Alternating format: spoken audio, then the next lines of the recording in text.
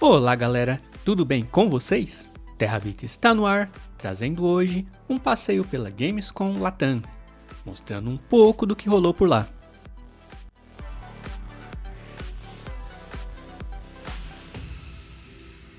Ocorrendo desde 2009 na cidade de Colônia, na Alemanha, a Gamescom é considerado o maior evento de jogos do mundo.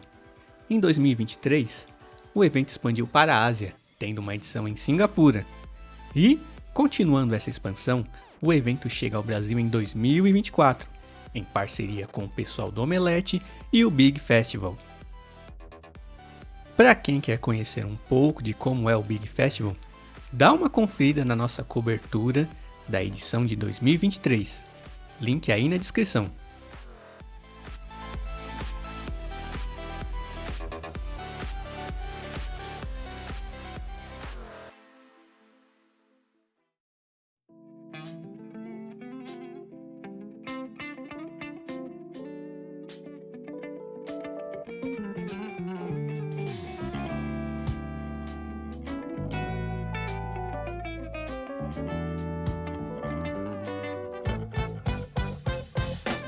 A Gamescom Latam ocorreu dos dias 26 a 30 de junho no São Paulo Expo, mesmo local do Big Festival em 2023. É um local que eu considero bem confortável e relativamente acessível para eventos desse tipo, embora seja afastado do centro da cidade, algo que muita gente critica, tanto que haverá alteração do local na já confirmada edição de 2025, mas falamos disso depois.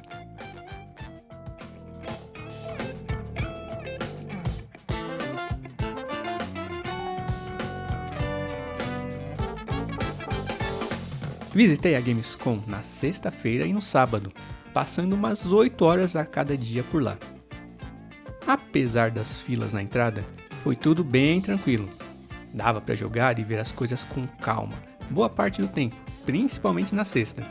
Alguns stands e atrações estavam mais lotados, mas o espaço ampliado dessa edição ajudou bastante no fluxo. Assim como o Big, o foco da Gamescom não é apenas ser uma exposição de jogos, mas também trazer espaços para os próprios desenvolvedores apresentarem seus projetos, com oportunidades de negócios e coleta de feedback, trazendo painéis, palestras e temas da indústria, torneios de esportes e muito mais. Como já ocorria no Big Festival, a Gamescom trouxe empresas como Nintendo, Sega, Epic Games, Raw Fury, Ubisoft e muitas outras, além de instituições parceiras como o Banco do Brasil, Abra Games, Apex Brasil, Sebrae e SP Cine, que apoiam diversos projetos de jogos e entretenimento.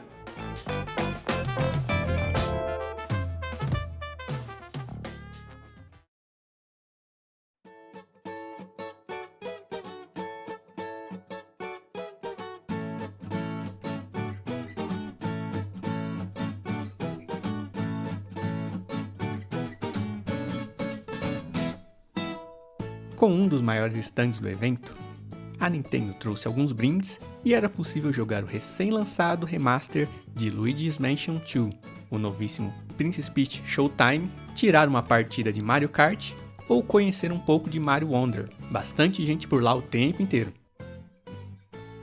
A Epic Games focou em Fortnite e na divulgação do Unreal Editor para Fortnite, mostrando algumas demonstrações e experiências desenvolvidas na ferramenta. A SEGA deu destaque para Shin Megami Tensei Vengeance, título mais recente da série. É difícil avaliar bem um RPG desses em poucos minutos, mas pareceu bem interessante. Também trouxe uma demo de Metaphor ReFantazio, que deve lançar em breve.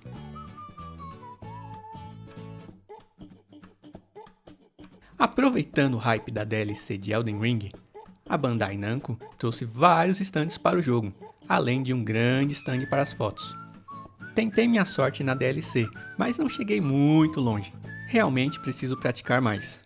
Felizmente, não fui o único a ver a tela de Game Over algumas vezes. Uma surpresa foi ver a Tectoy apresentando o Zenix, seu portátil no estilo do Steam Deck. Embora eu não tenha testado, pareceu entregar uma experiência decente. Resta ver como se sai no mercado, já que esse tipo de portátil tem ganhado muita concorrência nos últimos anos. Mantendo a tradição de edições anteriores, a área do Big Festival trouxe centenas de jogos do mundo todo, concorrendo a prêmios em diversas categorias, como arte, som, narrativa, gameplay, realidade virtual, melhor jogo e muitas outras. Como sempre, foi uma boa chance de experimentar títulos que normalmente você só ouve falar ou vê uma vez ou outra nas notícias e showcases.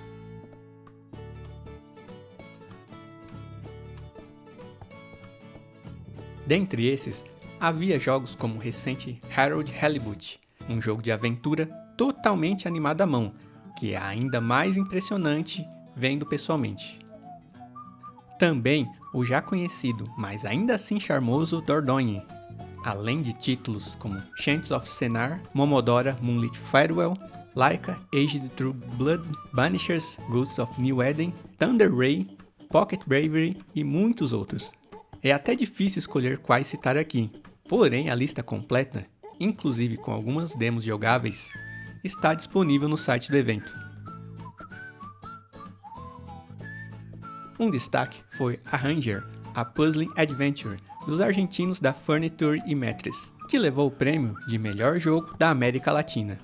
Nele, toda a jogabilidade é baseada em blocos deslizantes, mas não se trata apenas de um jogo de quebra-cabeças, mas sim de todo um mundo, com NPCs e missões diversas a se realizar, e que deve lançar agora em julho.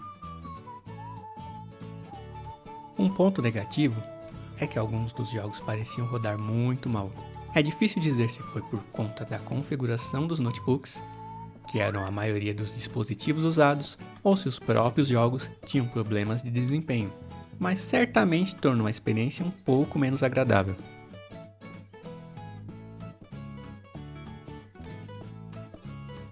A própria Gamescom trouxe sua área indie, com diversos títulos em exposição, muitos com os desenvolvedores apresentando e batendo um papo com os visitantes. Fiquei curioso com o Bullet Hell Anima Shingun, da Vintage Visions. Também me atraiu Vinebound Tangled Together, que traz variedade aos jogos do estilo Vampire Survivors, ao ter 2 jogadores conectados, podendo compartilhar recursos e executar combos.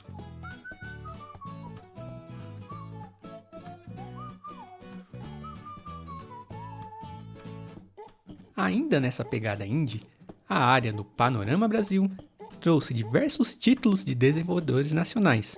Dentre eles, estavam jogos como Blackthorn Keep, RPG de ação da Limiar Studios, Albatross, um belíssimo jogo de aventura da Among Giants, Mark of the Deep, próximo jogo da Mad Mimic, que está em desenvolvimento há um bom tempo e estou bem ansioso pelo lançamento, e Moonleap, um charmoso jogo de plataforma que eu não conhecia, mas já me chamou a atenção. Fora muitos outros títulos, fica até difícil de lembrar de todos.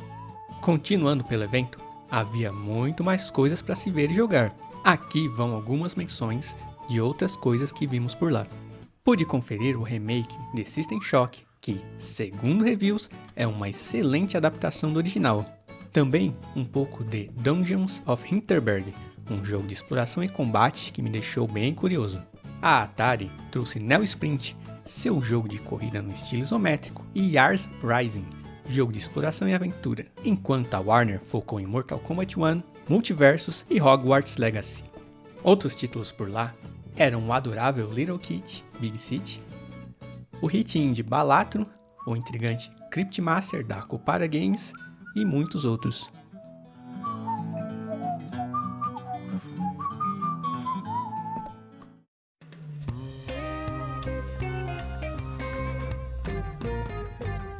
Uma menção especial para a ação frenética de Mullet Mad Jack, um FPS com estética de anime, que eu não conhecia, mas já gostei bastante. Outras surpresas foram o stand da Jackbox Games, trazendo várias partidas dos party games da empresa, e o pessoal da Engine Godot, apresentando um pouco da engine e de projetos nela. Muitas empresas como Kabum, Western Digital, AWS, Insper e Logitech marcaram presença também. Até a Sabesp levou um stand, promovendo ações de sustentabilidade e impacto social através do jogo Terra New. Havia também opções para quem curte algo mais retrô, com pinball, fliperamas e máquinas de jogos diversos. Como esperado, muita gente aproveitando para testar as habilidades ou desafiar os amigos em jogos como Street Fighter, Metal Slug, House of the Dead e afins. Muita gente também nas máquinas de dança que, mesmo que eu tivesse habilidade, iriam acabar com os meus joelhos, mas tentei a sorte em alguns pinballs, em Cruising Worlds e Super Bikes 2, com resultados medianos.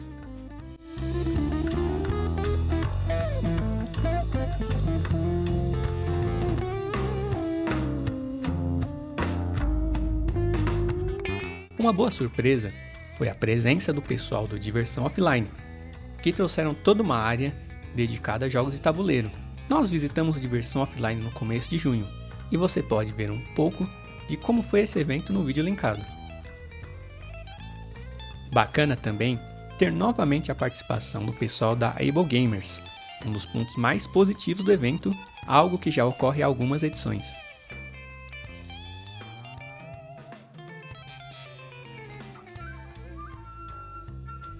Da mesma forma que em edições anteriores do Big, uma área especial para artistas estava disponível. Era uma área pequena, mas bem bacana, com artes e produtos de diversos estilos, em exposição e à venda. Dá uma conferida em algum desses trabalhos sensacionais.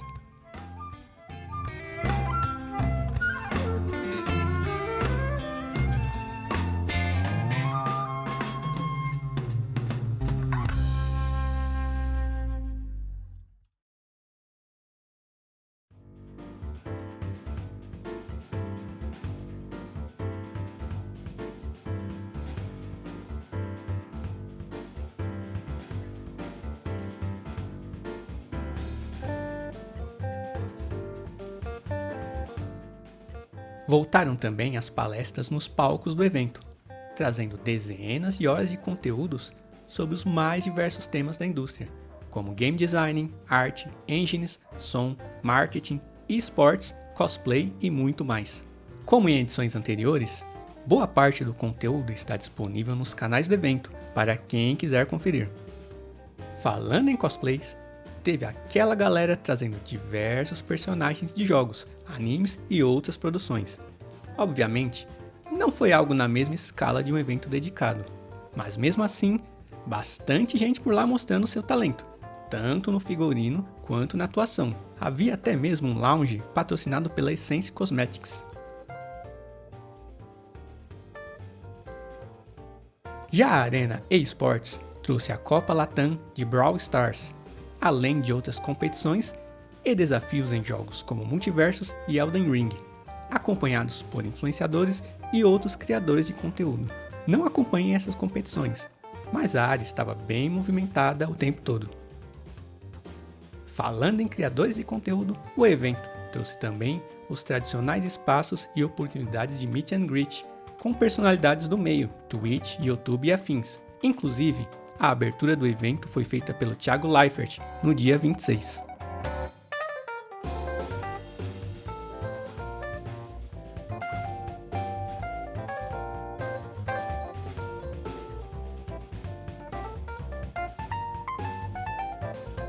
Mas por enquanto é isso, galera. Esse foi um pouco do que vimos e jogamos na Gamescom Latam 2024. Foi um evento bem bacana, com muita coisa para conhecer e experimentar.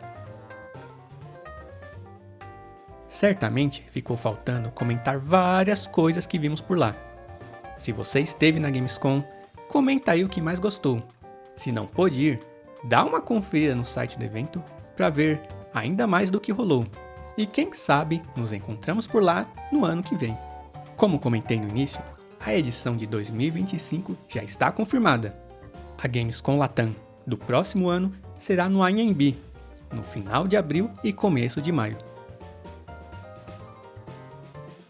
Beleza, galera? TerraBits fica por aqui. Grande abraço a todos e até a próxima!